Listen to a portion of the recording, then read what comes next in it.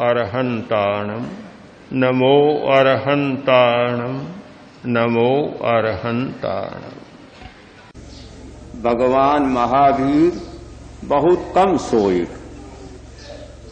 कहा जाता है 12 वर्षों में 48 मिनट या अंतर मुहूर्त सोए।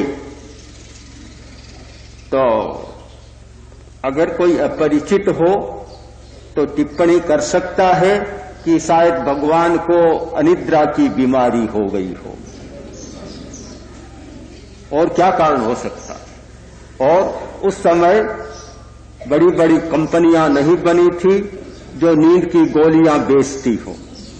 आज अरबों खरबों रुपयों की गोलियां, केवल नींद की गोलियां बिकती है, और बड़ी बड़ी कंपनियां अरबों रुपया कमाती है नींद की गोलियां बेचकर। वे शायद नहीं बनी होगी, महावीर को नींद नहीं आई होगी, कोई भी कल्पना कर सकता है। पर हम नींद के स्वरूप पर विचार करें। 3 भागों में बढ़ जाती है नींद। एक तो निद्रा, एक अति निद्रा और एक अनिद्रा। नींद लेना स्वाभाविक बात है। अति निद्रा एक बीमारी है और अनिद्रा भी एक बीमारी है। अब ये महावीर किन तीनों में नहीं आ रही है, कोई चौथी बात है। शायद लिखने वालों ने, आयुर्वेद के आचार्यों ने 3 विभाग किए, अनिद्रा का एक और विभाग कर देना चाहिए था कि अनिद्रा 2 प्रकार की, एक तो नींद न आए और एक नींद को उड़ाया जाए। महावीर की जो नींद थी, यह नहीं कि महावीर बीमार थे, उनको नींद नहीं आ रही थी, नींद आती थी। सूत्र साहब बोल रहा है कि जग्गावती अप्पाण, अगर नींद नहीं आती तो जगाते क्यों?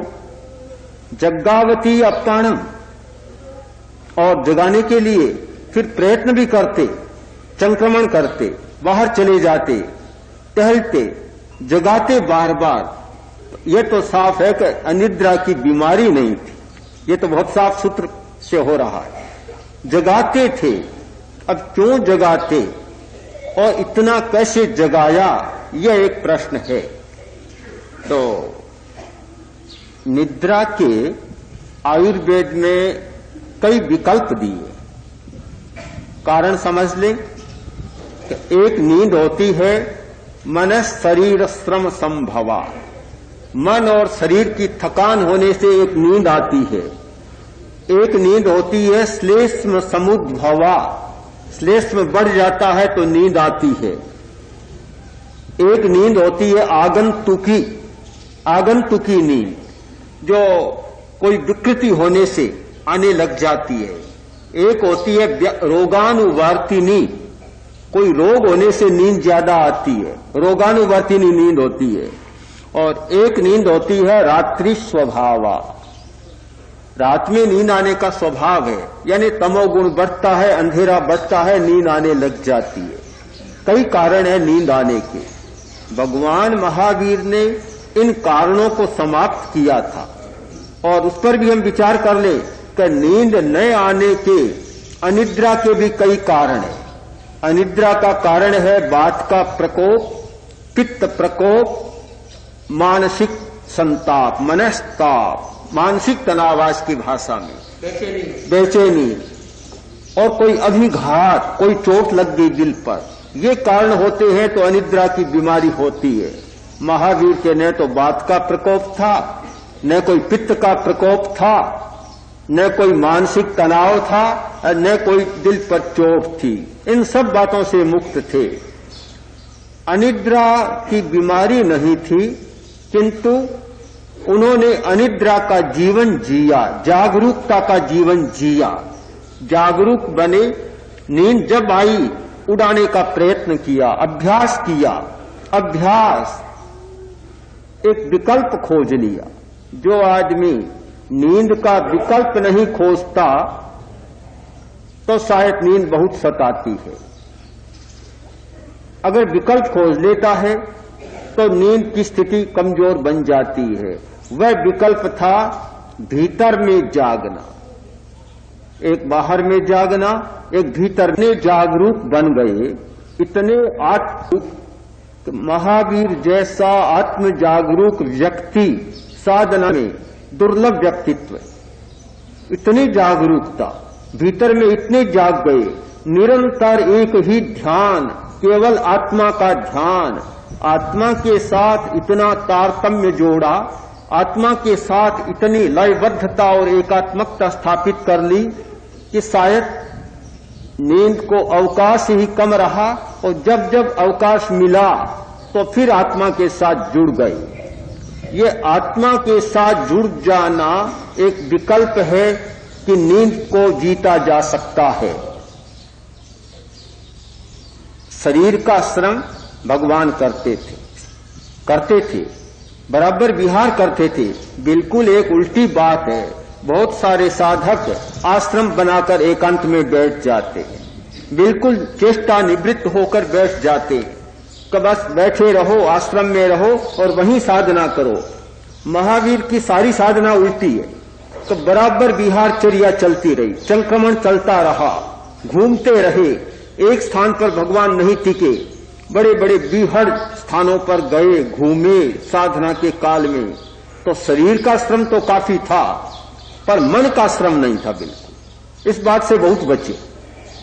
नींद आने के दो मुख्य कारण है, शरीर का श्रम और मन का श्रम।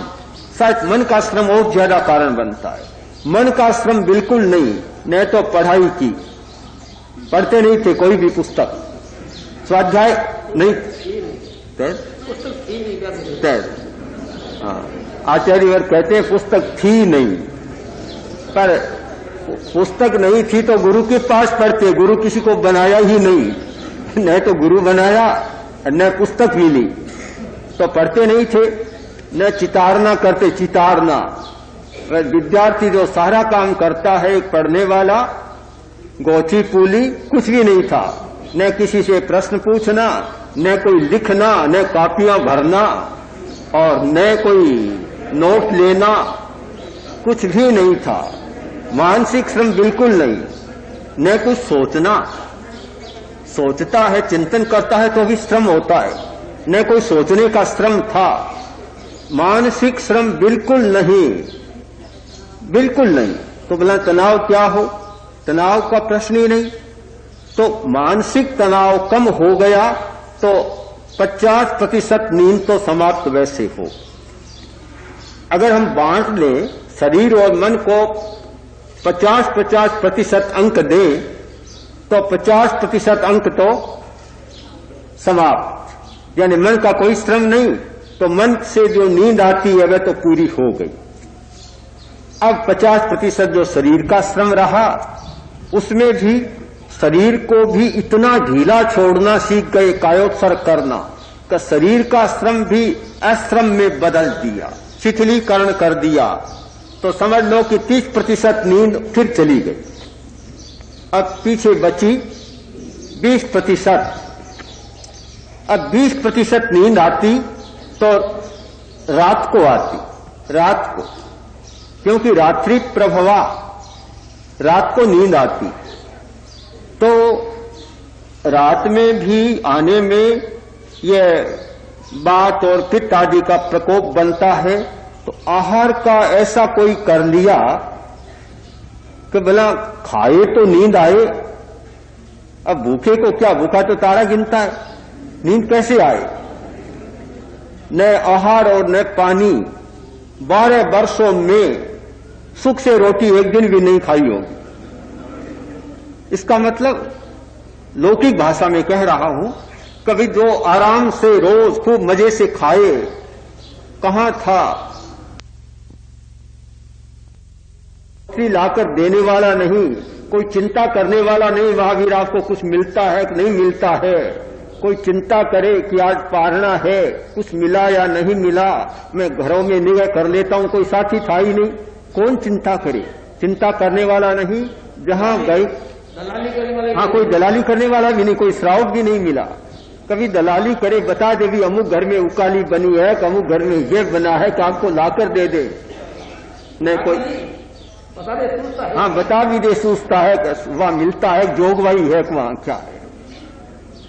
न कोई साधु, न कोई साध्वी लाने वाली, और न कोई दलाली करने वाला श्रावक श्राविका, कोई नहीं, बिल्कुल अकेला। तो भला पूरा खाना ही नहीं तो नींद कैसे आए? तो 10% नींद ऐसे चली गई। अब पीछे 10% बेचारी बची। आप जानते हैं कि 90% जिसका चला जाता है, 10 बचता है तो उसकी शक्ति कितनी कमजोर हो जाती है। शक्ति इतनी कमजोर बन गई, आए भी तो बेचारी कैसे आए? जिन घर जाजे उन घर जाजे हे नींदड़ली। हमारा पुराना गीत जो बहुत उपदेशों में गाया करते थे हम लोग भी, जिन घर जाजे हे नींदड़ली।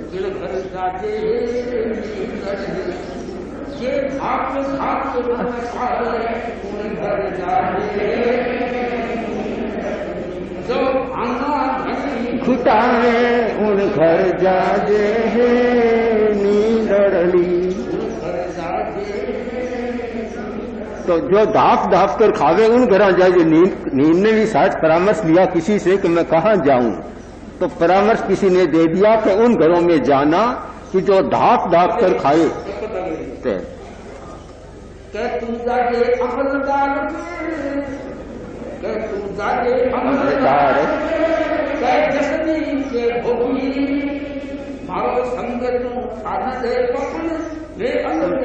जोगी उन घर जाजे हे नींदड़ली। जाजे नींदड़ली।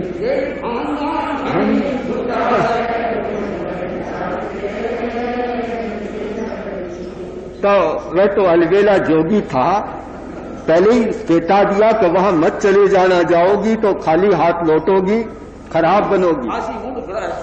आसी मुंड फुड़ा कोई चौकी आगे और है इसका एक पद। तो ये बहुत गाते थे हम लोग उपदेश। तो मत जाए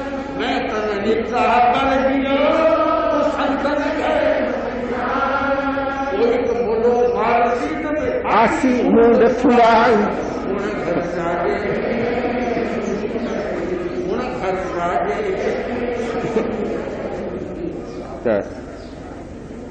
तो मैं अलवेला जोगी और वहां मत चले जाना, किसी मोड़े के चक्कर में पड़ गई तो मुंह फुड़ाकर आएगी। तो भला नींद भी समझदार थी, देख लिया कि महावीर तो वह है कि जहां चली जाऊंगी मिलेगा कुछ नहीं और मुंह भंजन और हो जाएगा, सिर फूटेगा, सिर फूट जाएगा, फुटोबल और होगा। तो अच्छा है कि दूर ही रहूं। तो शायद ये 90% वाली बात कही बिल्कुल समर्थित बात हो गई। कोई भी बात का समर्थन होना चाहिए। आचार्यवर ने पूरा समर्थन कर दिया 2 पद्यों के द्वारा, पूरा समर्थन। तो फिर भला 10% है, इतनी कमजोर थी, थोड़ा तो अपना पुरुषार्थ था ही सारा, इतना पुरुषार्थ भयंकर था, थोड़ा क्या। तो जग्गावती अप्पाणम, बस अपने आप को जगाते तो वह नींद आई नहीं, नींद नहीं आई। आश्चर्य तो होता है कि भला 1 वर्ष नींद न आए तो आदमी पगला जाता है, वर्ष क्या 6 महीना न आए तो आधा पागल बन जाता है। तो भला 12 वर्ष तक नींद न ले और इतना प्रबुद्ध बना रहे, यह एक प्रयोग है, प्रयोग।